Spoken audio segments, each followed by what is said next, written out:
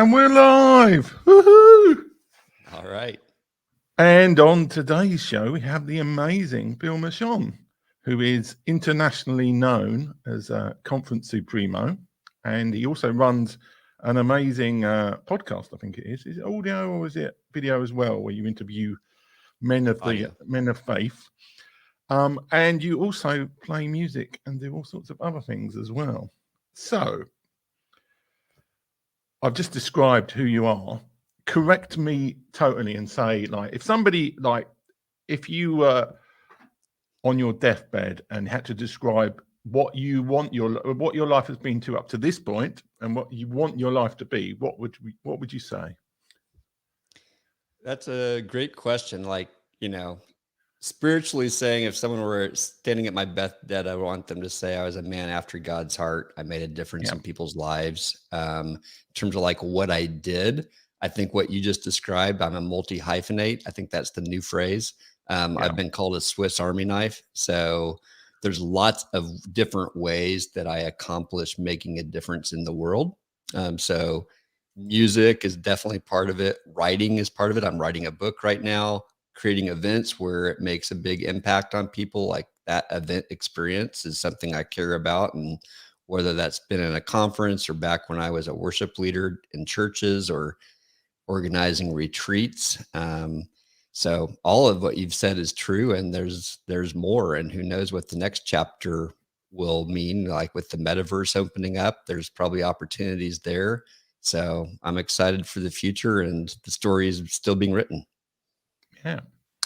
Well, let's start off with the proverbial elephant in the Phil Mershon life room, which is social media marketing world.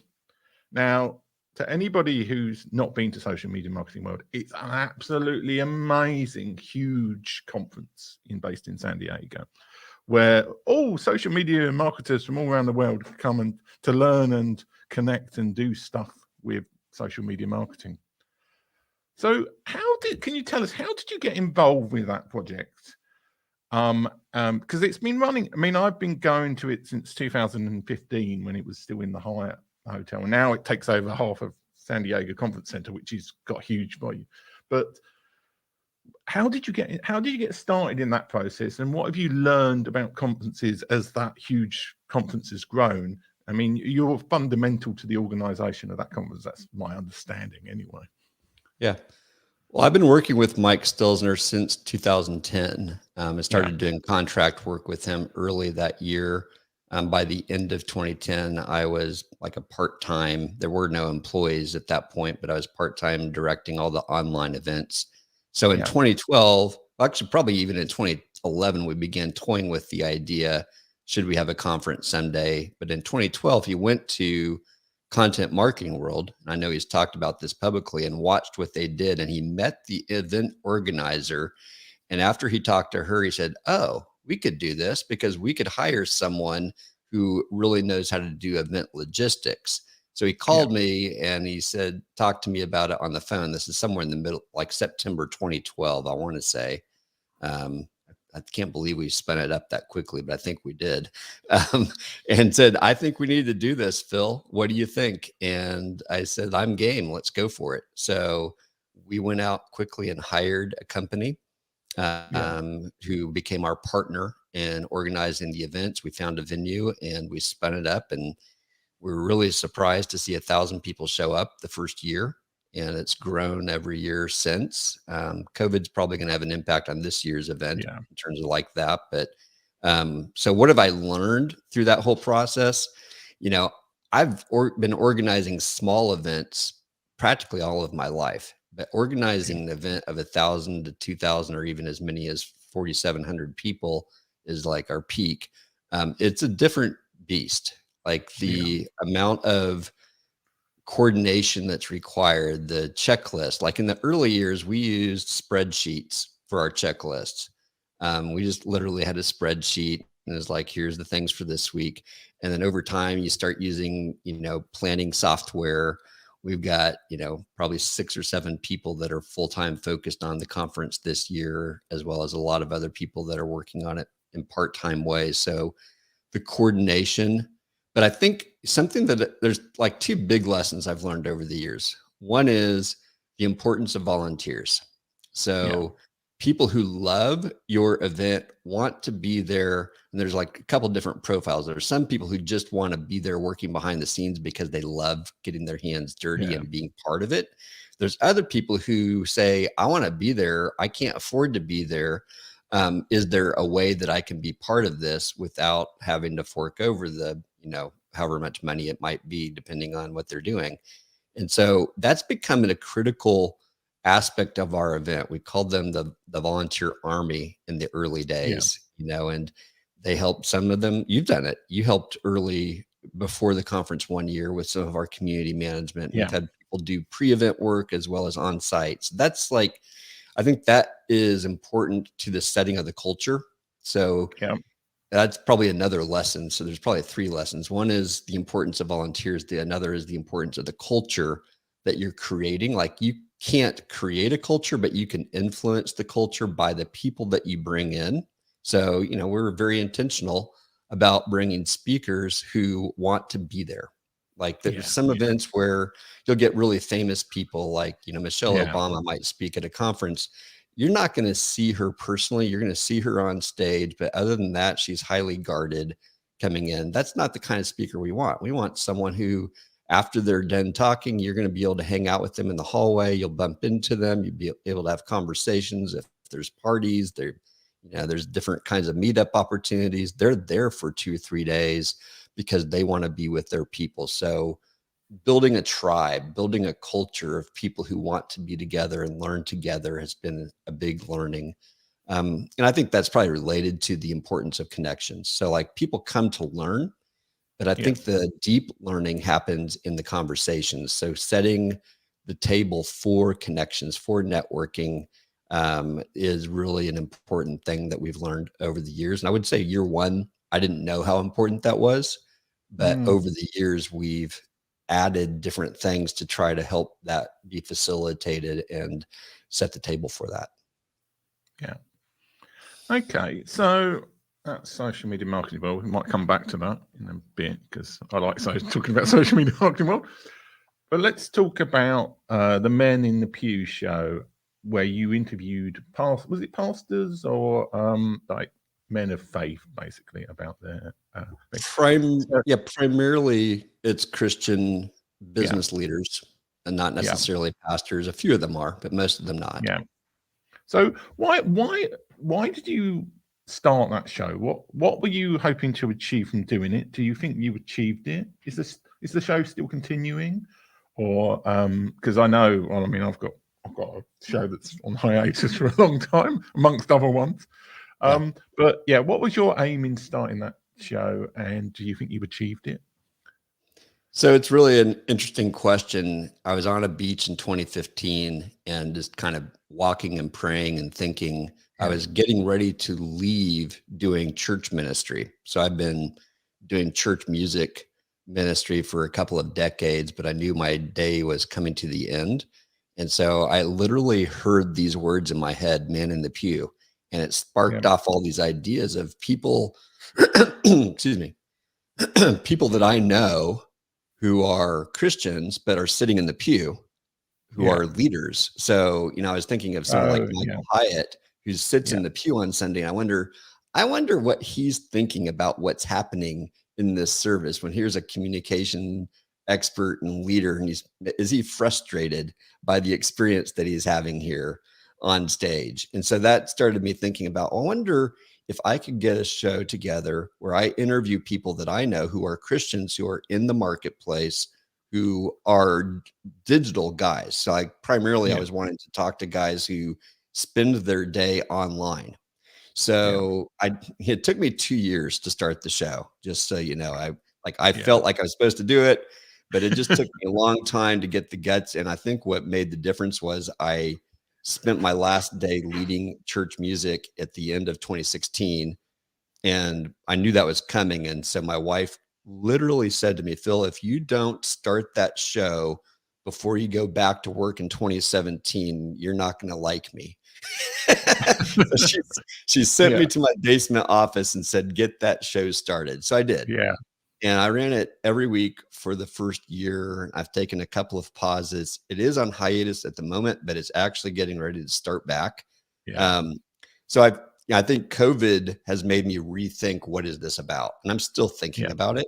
But because now everybody practically is a digital guy. Like Yeah. everyone's had to learn to live in that world. So initially, I thought I was talking to the guy who goes to work online, comes back home, and doesn't know how to relate to his family, who has been only living in the physical world, if you will. Well, I think all of us have had to try to figure out how to do that now. So I'm trying to figure out what is my place going forward. And I think the metaverse is going to be part of it. I also think it's going to be a little bit more selective. Right now, I'm just taking the approach of if this sounds interesting, then I'm going to do an interview about it. I'm not going Yeah. to commit myself to a weekly cadence quite yet, but I'm talking to Shalene Johnson's husband Brett soon, Yeah. talking about what's it like to be married to a super powerful woman, and how Yeah. do guys do that? Because I know a lot of guys who are in the same situation, and so that's interesting to me. So that's kind of the approach I'm taking at the moment. Is I'm just going to have interesting conversations, and hopefully, as I do it, I'll figure out a strategy for the future. Yeah, don't worry. I mean, I think a lot of these shows, I think you work it out, you follow basically what it tells you. It will tell you where to go in a way. Yeah. So I know there's a lot of people, certainly in the US, it's not so common in the UK because we're not quite as a religious a country. But why do you think what are the core tenets of Christianity that make a lot of Christian entrepreneurs successful? And are there aspects of Christianity that people can overemphasize that maybe aren't helpful in entrepreneurship? I know it's a little bit of a controversial question there, but like, what have you, from interviewing all these people, what have you seen of like the core strengths of their Christian beliefs that have pushed them ahead? And are there any that kind of maybe that's not so good in a business sense? That's a really interesting question. I think some of the core tenets of Christianity are generosity, Yeah. kindness, showing love toward other people. But there's also a work ethic. I think a lot of the Christians that I know are not, they don't have the habits that maybe get them lost in Yeah. wasting a lot of time and money on things that don't matter. So I think I think one thing is, you got a perspective on what really matters. So, that can be taken to an extreme. I know plenty of guys who get married to their work, and it becomes, Yeah. we would call it an idol, but it becomes an obsession for them. And so, I think a dedication to something that really matters can go to an extreme. That's not just for people of faith, that's for anyone. But I think people of faith, because we are so driven by our ideals, and you see something that you really think is going to make a difference, you can sacrifice things like your family um, at the cost of trying to build this business. And so I think I've seen a lot of guys have to wrestle with that. And even on the interviews that I've had, it's probably a cyclical thing where it comes back into focus. Like you get too obsessed about your Yeah. business and being successful in that. You want to be faithful. You want to help people. You want to do a good thing, but all of a sudden you've missed the core people that you alone can help. Like you're a husband and you're a dad to only one family. You Yeah. have a unique Yeah. role there that no one else can play. So I think that is a tension that every business entrepreneur I've talked to has wrestled with. And I've even found out that one of them, his marriage has ended since I interviewed him. And Yeah. I probably would be, actually, I know of two, to be honest with you. There's two of them that their marriages have ended. And I think it's because of that dynamic. Like, Yeah. we're not perfect. Christians are not perfect. And Nobody is. Yeah. so I think that's like probably a thing that, I think faith makes you see things and you want to do something about it. And historically, like the Puritans, that's an era where people were highly productive and their faith was a big part of why they were so productive. Like they had a work ethic like no other. And I think the faith principles were driving that. And so, but that, at what cost did that come? Yeah, we have a question which I actually was going to ask. Hi, gentlemen. And this is from Shioma. She's a previous guest of the show. But hi, gentlemen. Explain the metaverse. Now, I'm kind of in my mind, I kind of think the metaverse is a little bit of hype, but I know there is stuff behind it. So you're at the coal face, so to speak, in the social media marketing and social media world. What would you say if you had to try and define what you know they're kind of talking about with the metaverse, and also what excites you about it? Because I know a lot of people are excited. I can get that excitement, but I'm a bit like, well, is it just VR again or something? I mean, it's like, it's hard to know. Well, I will tell you this. Our CEO is just in the middle of launching a podcast, and there's one episode out there. I'll try to find it for you so you can share it with the community that explains the business case for the metaverse and Web 3.0. So, Web 3.0 incorporates the metaverse, which metaverse is not just what Facebook's talking about, although it does include this aspect of virtual and augmented reality, kind of taken to a whole new level, the things that are technologically possible to do. We're right here. This is really just a two-dimensional experience. And the metaverse would allow us to put on some kind of headset or glasses, and it becomes three-dimensional. And so we can experience things together and go places and do things that we can't do otherwise. And so now there's churches, just as an example, since I talked about churches, who are having meta churches, and they're actually putting on goggles and they're meeting from all over the world in a place. And you can take on characters, and there's a gaming side of it that's fun.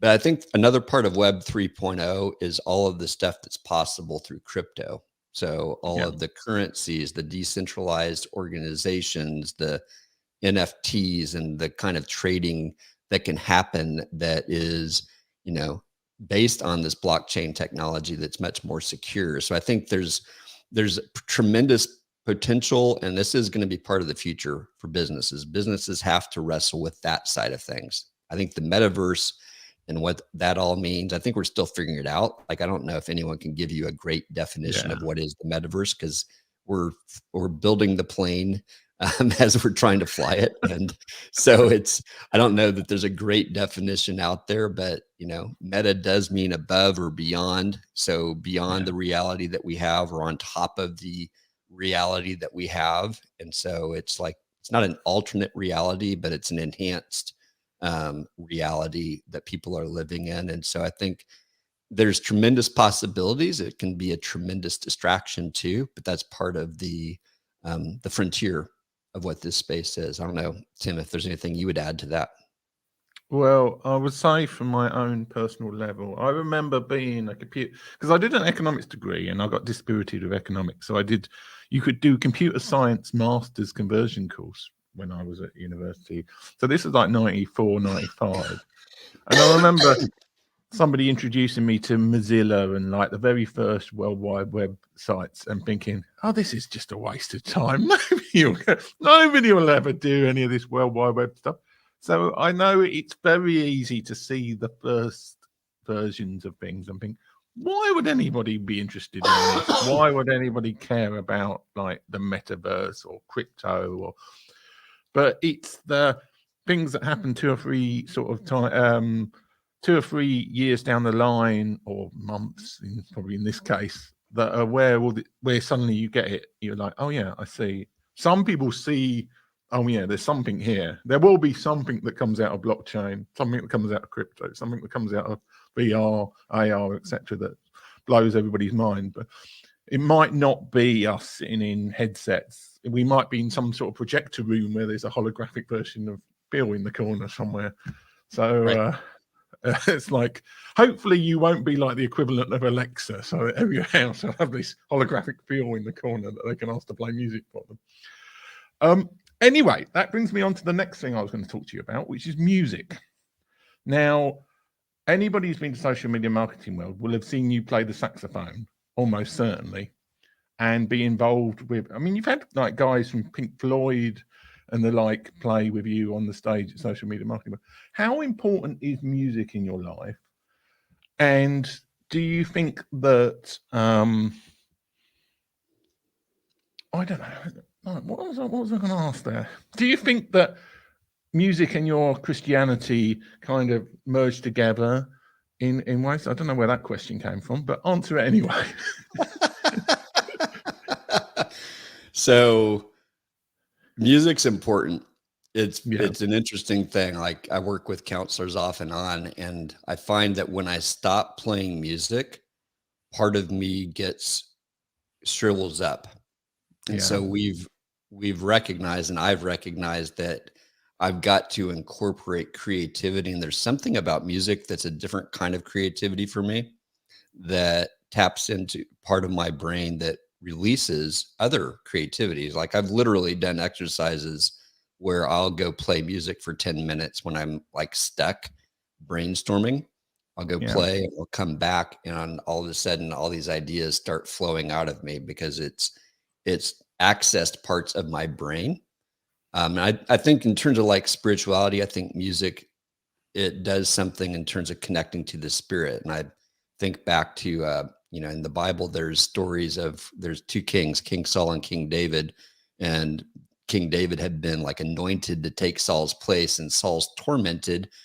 And he invites David to come play his harp. And when he's playing the harp, it soothes him. It calms him down. Like whatever the disquiet was that was within him is able to be released. And I think music does something like that for me, in terms of just being able to access my heart, my spirit, if you will.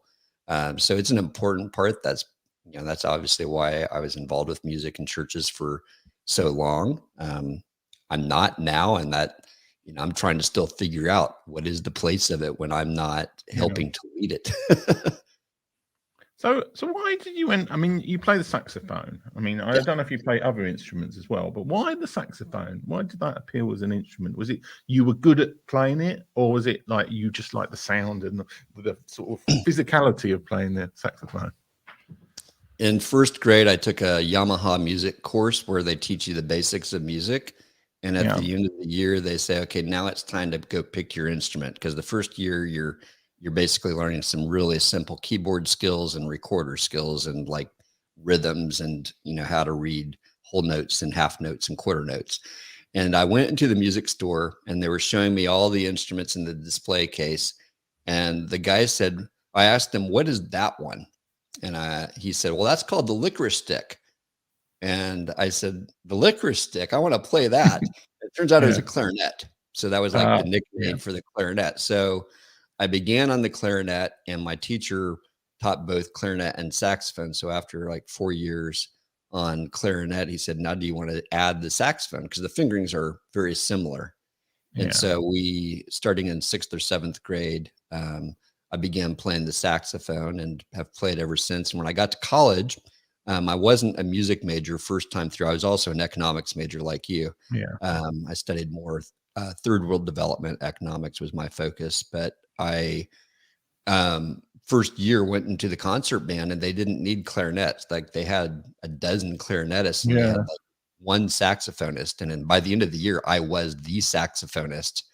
I didn't enjoy it. Concert band on saxophone is not fun music. It is on clarinet, but on saxophone, it's like pretty boring.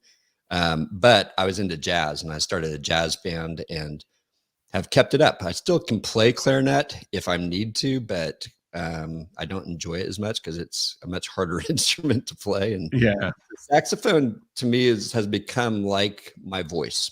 So this is like if I go somewhere and they say, what's your instrument? That would be my instrument. I play lots of other instruments. I play guitar, I play keyboard, I play clarinet, I play penny whistle, I can play a little bit of bass. But if, everyone's like taking what is your instrument, saxophone would be it. And that, I don't know if there's like a metaphysical reason for it other than I like it. It seems to fit who I am. Yeah. Okay. So let's circle back to social media marketing world. How has COVID affected the conference? I mean, I kind of know the answer to this question already, but like, it clearly is a once in a generation kind of incident, let's say. But how was it affected? I mean, what was the likely progression of social media marketing world before COVID, and how has it kind of been affected by COVID? Well, I think, the most obvious thing that it affected is in 2021, we couldn't have the event. Yeah. So San Diego shut down all events in the first part of the year, and we were one of them. So that was a massive impact. And we're certainly seeing people fearful about travel right now. Yeah. We're seeing probably hotter, the sales for our online offerings are stronger than we've ever seen. And I think that may be driven by people's fears, or I think a lot of people are also watching and seeing what's happening. So, I think events all over the world are seeing that effect. Like, we are not seeing numbers like we saw pre-pandemic, and we're obviously still in it. Like, this new variant is, hopefully it'll die down before March. That is obviously something we're all hoping and praying for, but it's affecting us. We're having to plan around it. Like, it's affecting the way we plan the schedule, the way we lay out the event. We've obviously got all kinds of precautions we'll be taking. It just depends on what's prevalent at the time, but most likely we'll all be wearing masks, and there'll be some level of vaccine or proof of negative test requirements. That's certainly the case right now.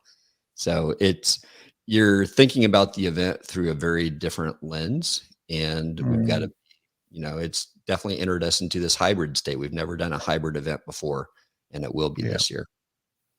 Okay. And do you think these are changes that are going to affect events going forward for the foreseeable future? Do you think like you're always going to have to do hybrid events now, or do you think it will go back to normal eventually? I think hybrid will always be an option now. I think there will be events that still choose to not do so because there's an exclusive experience that they're trying to create online. But I don't think it's in person, but I don't think that's because they're going back. It's like it's become more clear we need to be an in-person only event. Like, you can't experience maybe what this event is by watching it online. This year, for sure, I think most events are remaining hybrid because we want to give, like, we don't know if you're going to be able to travel in March. You want to be there, but you may have to participate virtually because that's your only option because you're prevented from traveling. And so I think that's the reality this year. I think future years will, us, like any other event, will have to say, should this be a virtual or a hybrid event, or do we want to really make an exclusive in-person experience? Because that's really the best way to experience this event. So, okay. This is going to be a terrible question, but aside from the music, aside from the Men in the Pew podcast, aside from social media marketing world and conferences, what would you say is your best skill, and what do you like? If for some reason reality was changed and all of those were wiped out, what would Phil Mershon be about? I'm also a writer, so I'm writing. Oh, yeah, you said, I've got 2 books in the works. I've got, how many blogs do I have? I've got 2 active blogs and a third one that's going to be spun up this year. So, you'd see me writing. If I can't play music, if my hands were somehow damaged and I couldn't write, I would find a way to use my voice. But I think creative communication is a core part of who I am. And so you would see me writing, and my expectation is you'll see my first book come out this year. I can't really make plans for that till after the conference. There's not time to focus on a book at the moment, but you'll see me writing. And can I ask what those books are about, or are they trade secret? No, I've talked about both of them publicly. The one that's going to come first is called Unforgettable Events, or Yeah. It may have a different title by the time the publisher gets their hands on it, but that's the working title. Yeah. So it's creating unforgettable experiences and events. And then the other one is basically taking something I did on Man in the Pew. I did a 90-day gratitude challenge. And so I wrote Okay. for 90 days straight and I recorded a podcast episode with every blog post. And I'm going to take those 90 episodes and turn them into a book. That's more of a back burner project because Yeah. I don't have the market for that book. That's more just I want to do it because I think it'll be helpful. But the events one, I think there's a market and an interest for that. Okay. So I'm going to go off on the tangent here, take us slightly over time, but how much, because you are, as you say, you're involved in lots of things. How much should people focus on what they enjoy and how much should on what they are good at in a way, what they're successful? I mean, obviously you want something that's both, but if it's a chance of just focus 100% on something you're very good at, but you don't necessarily enjoy, or is it like the whole, like something you enjoy, but you're not really very successful at it? How in your mind should you strike that balance? Well, I think you should be striving toward what Dan Miller calls the intersection of passion, proficiency, and profit. So if you can find something that you really enjoy and are passionate about, something that you're really good at and you can make money at, that's like the sweet spot. If that's not possible, or your reality is today that maybe your proficiency and your passion don't overlap, then you need to find hobbies, avocations. Like, so Man in the Pew for me is an avocation. I don't make money from it. I spend money on it. But it's something I enjoy and I'm passionate about. Music's pretty much the same way. I make a little bit of money playing music, but I've actually recognized the real reason that I do it is for the enjoyment. And if I get focused on trying to make money from it, it becomes frustrating because that's not an easy place to make money unless you're like world class. So I'm focusing more on this is for enjoyment. If I have to make a little money, that's awesome. So I think it's not necessarily a this or that. It's a both and. Like, you may be a great chemical engineer and like that's how you can make a lot of money, but what you really enjoy is poetry. Well, we all know poets don't make money in this life. Your children will make money off your poetry if you're any good. So don't do that for money. Do it for enjoyment and just have a balance there and make sure you've got time for those things that you enjoy. Because I think it's important that you've got things in your life that you really enjoy, because that fuels your ability to do the things that you're good at. Now, again, you may say, well, is there a way down the road that I can bring these things together where those three concentric circles intersect? You should be aiming toward that, but that may or may not be possible because maybe you can't make enough money off the things that you actually enjoy. Poetry, dance, music may not be something I'll ever make a lot of money off, but I'll still do it. Yeah. Okay. So, like, if people want to find out more about Phil Mershon and all the various things you do, where should they go? What should they do? What should they click? How can people find out more about you and social media marketing world as well? Well, social media marketing world, go to socialmediaexaminer.com. You'll see a banner at the top. You can click on it. Phil Mershon, I'd say LinkedIn is probably the best place to follow me. And because anytime I have a new project coming out, I will be revealing it there. You can certainly follow me on Twitter and Facebook. I'm probably most active on Facebook, but from a business perspective, LinkedIn is the best place. Okay. Well, I have got a website which people can scan by going to the QR code down in the corner, which I will now put the LinkedIn address on if I remember. So that's one way to get in touch with Phil if you can't find him on LinkedIn, which you probably should be able to, but just type in Phil Mershon in the LinkedIn search. But hey ho. Well, it's been great to have you on the show today, Phil. Yeah, thank you for having me. All right, now this is where I fail completely to find the right button to press the outro. Right, here we go. So thanks so much for being on the show, and thanks for people watching. Thanks a lot. Bye. Thanks, everyone.